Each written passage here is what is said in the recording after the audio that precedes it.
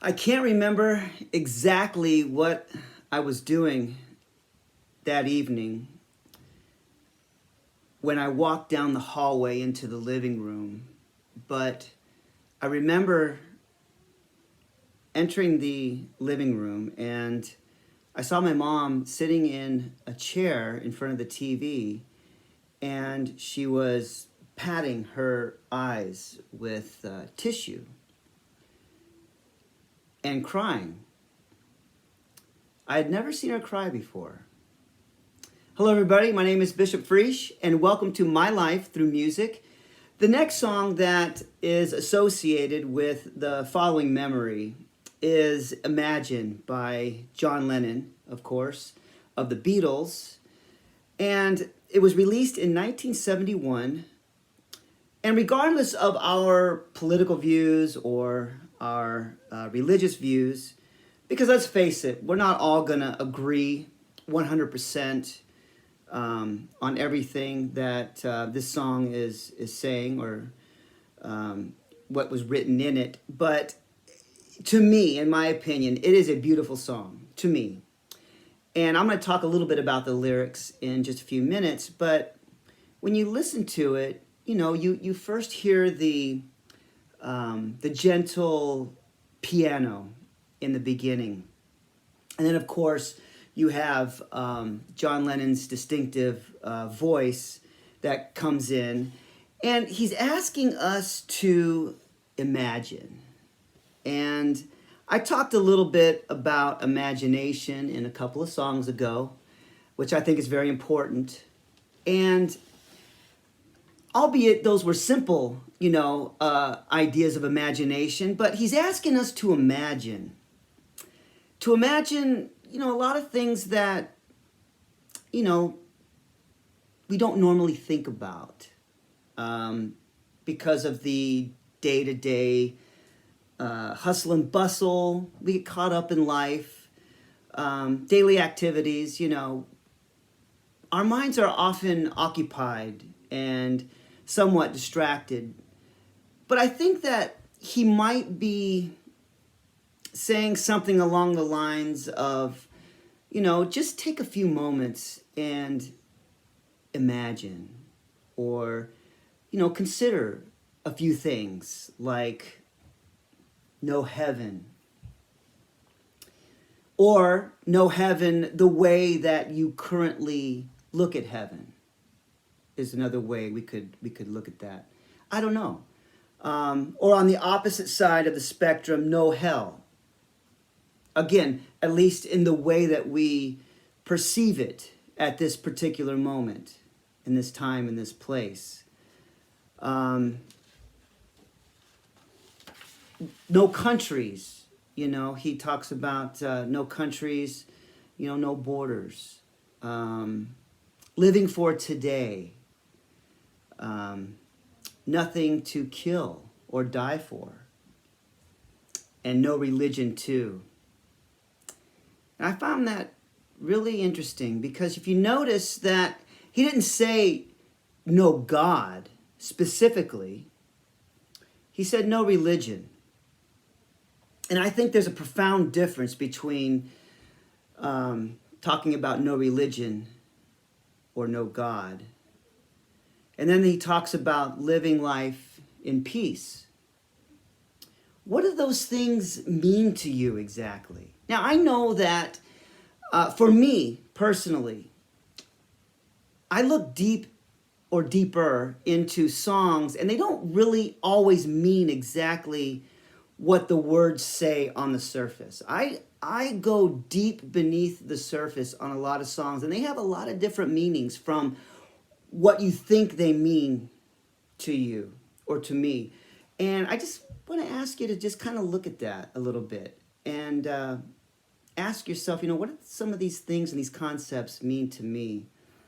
And, he says, you may say I'm a dreamer.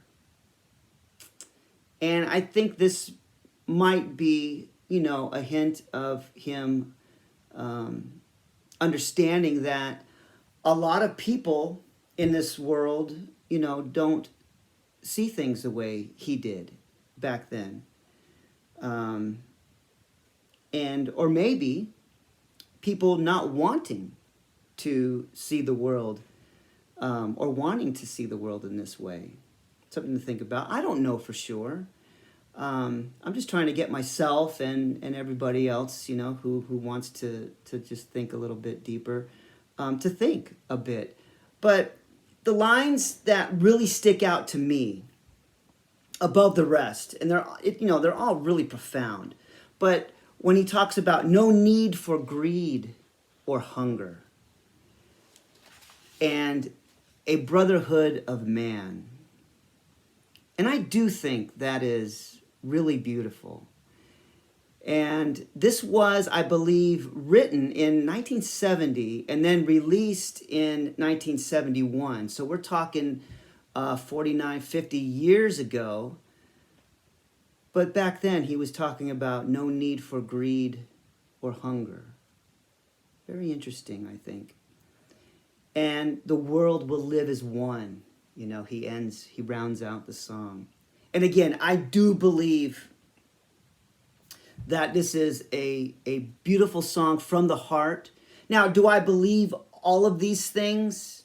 No, not necessarily.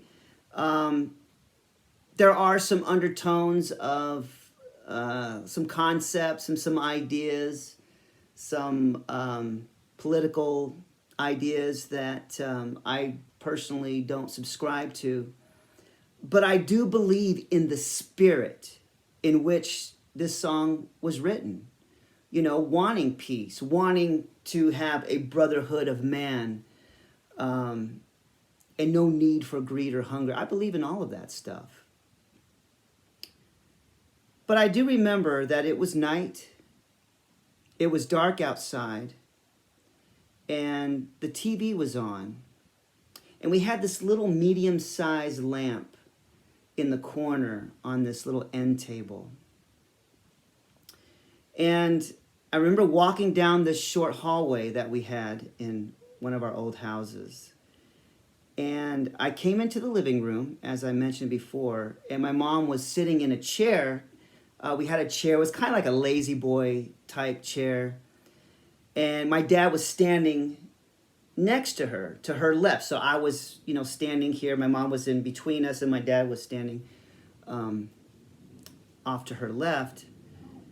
And he had his arms crossed, you know. He has this way of standing and just kind of looking, and he was really looking at the TV. And my mom obviously was she was upset, and she was drying her tears.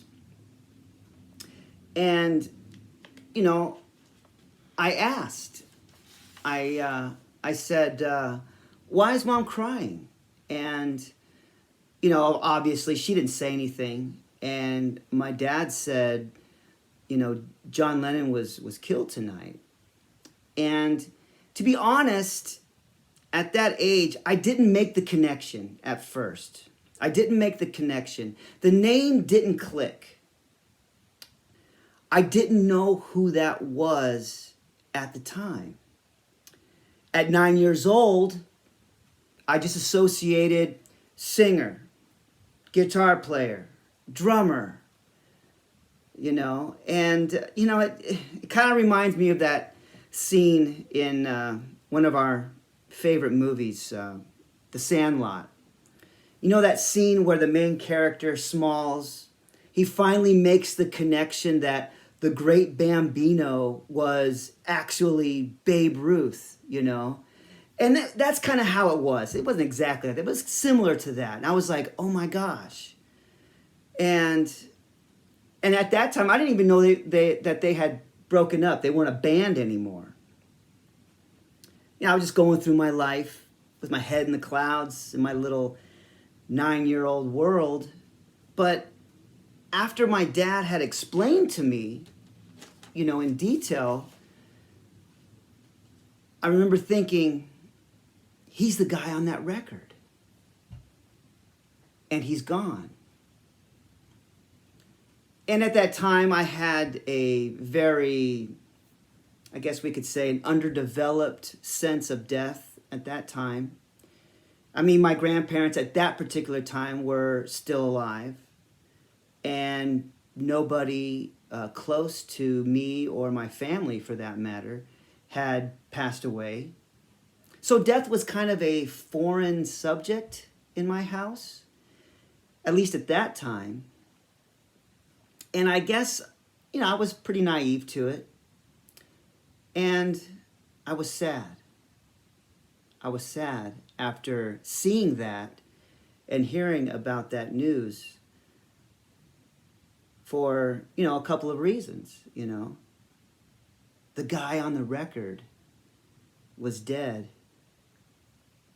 The first record that I remember listening to over and over and over again on my own. And secondly, my mom was crying.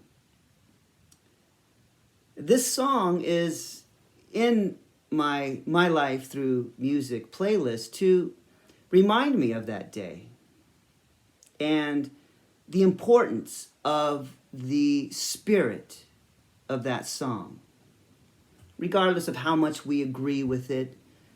But I think the spirit of that song is beautiful. I really do. But I don't want to end on a sad note. And I want to talk quickly about a happier song from him and the Beatles, which is my favorite. And that would have been, or would be, Twist and Shout, again by the Beatles, which interestingly is a cover of a band called the Top Notes, which I believe was released in 1961. And they covered it in 1963. And also the Isley Brothers, they covered it in 62, if my brief research is correct. But I love the song. I love Twist and Shout. I love that song. It's my favorite Beatles song, and I have so many great memories attached to that song. And one of the reasons is because I've been to a lot of weddings in my life, and I've never been to a wedding reception where that song has not been played, Twist and Shout. Every single one I've been to, I remember hearing that song and dancing with groups of people or with a certain girl or whatever.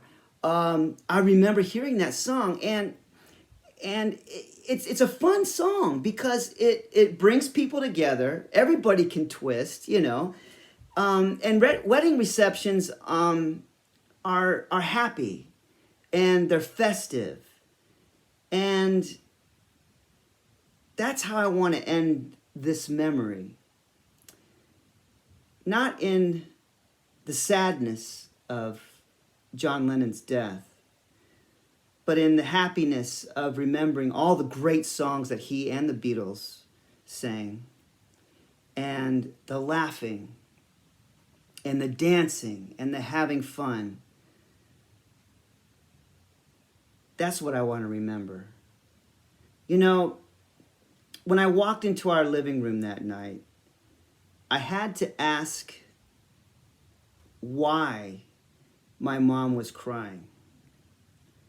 And yes, one of her favorite singers from her favorite bands had been needlessly taken from the world. But there was more. What I had learned from being around her for so many years